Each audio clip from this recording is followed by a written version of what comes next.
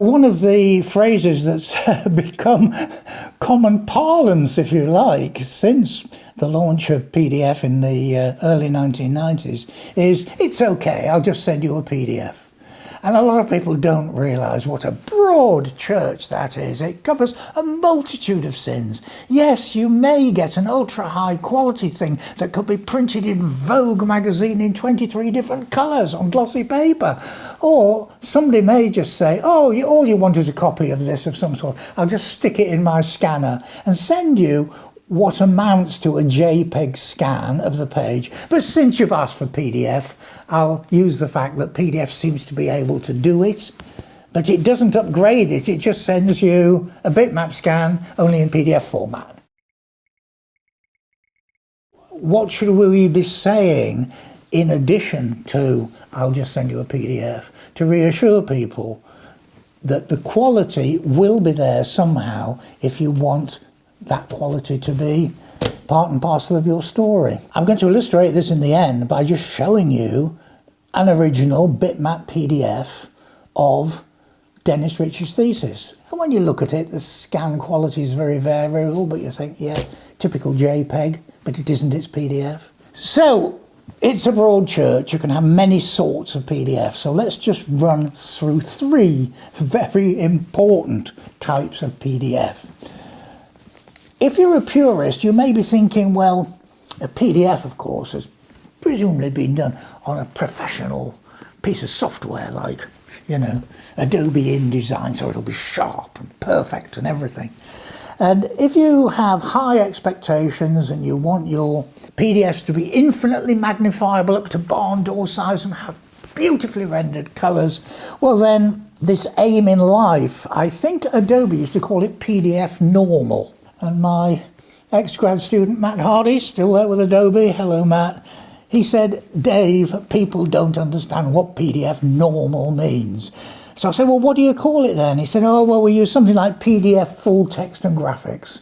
In other words, you've tried to choose the features in PDF that enable you to render that sort of material at the best possible resolution. If it's FTG, you've got to use proper fonts for characters. If you draw line diagrams, you've got to use something like Adobe Illustrator to do them. You must draw a line as a line, not as a set of dots. You must draw a circle as a circular curve, not a set of dots. And you resolve down to, if you like, coloured JPEG, only for things that really are like that. Photos, scenery, people, whatever, that's absolutely fine. But if people are in a hurry or don't have all of this sophistication, the other end of the spectrum is you can basically use a scanner to scan in a copy of your high quality document rather than regenerating it from source. You might say, oh, I can't be bothered, I'll just scan it in. Now if you just scan it in, that's fine. It could be a good quality scan, a bad quality scan, and just like with JPEG, TIFF, PNG, all of these bitmap standards you may have heard of and used for your photography, PDF has its own bitmap graphic capability that subsumes all of those. So you could send somebody a PDF which basically is little better than a JPEG. One of the things I'm finding in fielding queries is that somehow, and it's great, PDF is a symbol of quality, you know. I asked people to send me a PDF and all I got was this lousy bitmap, something like that. And the answer is yes, PDF will cheerfully render lousy stuff if you give it that. PDF-I for PDF image only. You might think, well, those are the two extremes then. Everything thoroughly retypeset using appropriate tools, or at the opposite extreme, everything's a photo, everything's a JPEG, everything's a bitmap. It's just we're calling it a PDF bitmap. And somebody at Adobe said, you know, could optical character recognition, OCR, be of any help to us? In the late 80s, early 90s, Adobe bought a Boston-based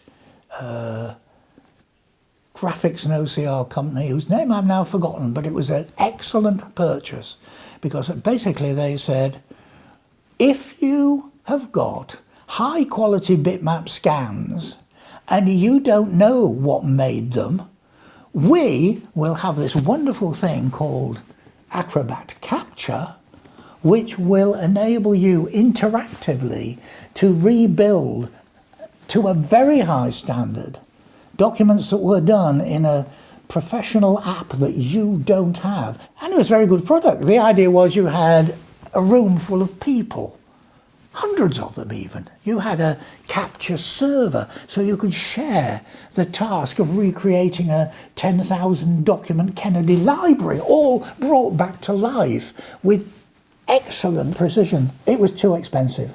The number of libraries that will rebuild in an entirety, a whole collection, at super high quality is very, very limited. But somebody somewhere, I don't know who it was, but they deserve a medal, said, but what this will be ideal for is that in court, judges love having Xeroxes, and they've been told not to call them Xeroxes because there are other photocopier companies. So they start, get me a photocopy, and they love them. So what we want from PDF is to retain the roughness of the original, but somehow magically to OCR it and make it at least slightly searchable.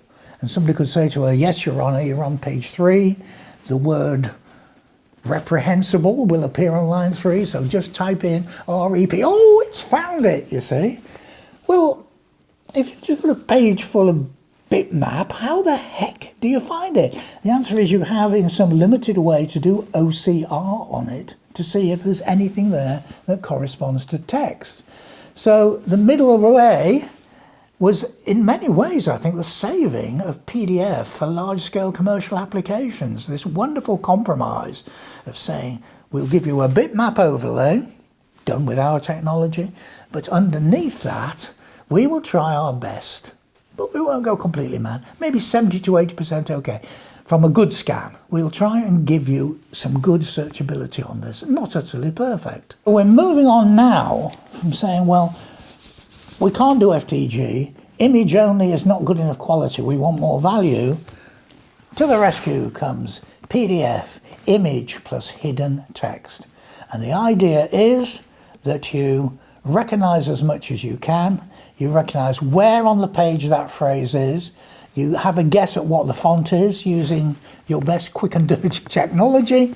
And you say, I can now make this searchable insofar as my OCR makes sense. Ask me for Hello World. As long as I've recognized it, I will highlight for you back on the bitmap. Yeah? I won't just give you a listing saying memorable phrases I discovered in this bitmap. I'll actually highlight them for you because I know where they occur. Cut a very long story short, it was a howling success. It really was. The idea of having a bitmap that clearly hadn't been messed with, except it had, but which Her Honour could actually get to see the relevant phrase in context highlighted on the bitmap was an absolute winner, you know, in the legal community. Let's go and find the workstation where I'm currently trying to rescue Dennis Ritchie's thesis and to see what versions of it I currently have available. This office. This is my Linux box running Debian Linux. So this is back to 1972's software, which I just happen to have hung on to for projects of this nature. What you're seeing here is the end result of me rescuing this page. This is my PDF FTG. I am using exactly the right tools for properly retypesetting a version of this material. So you go there, but this material is mostly just rather complicated. Oh, look at that. Hideously complex mathematical equations.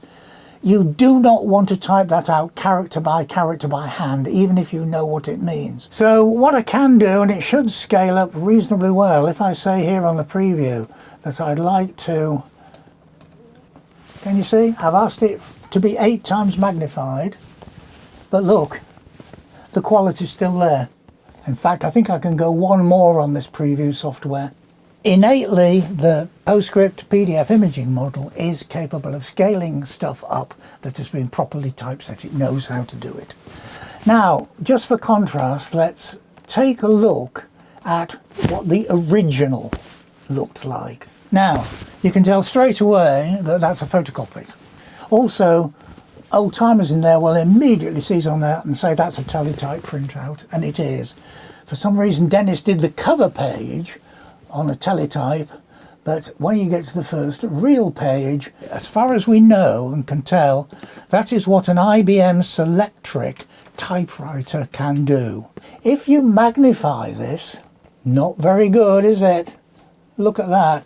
Can you see it's all breaking up? I mean, this is by no means the worst page, of course. We say, clearly, image only is not good enough for us. It's not searchable. So next, people's exhibit number 2 then is, let's from here kill off that particular PDF. Ritchie dissertation OCR.pdf. Let's see where we get to this. Looks the same. And of course the page bitmap overlays are the same, but sneakily and after several minutes of processing, it's hidden searchability underneath.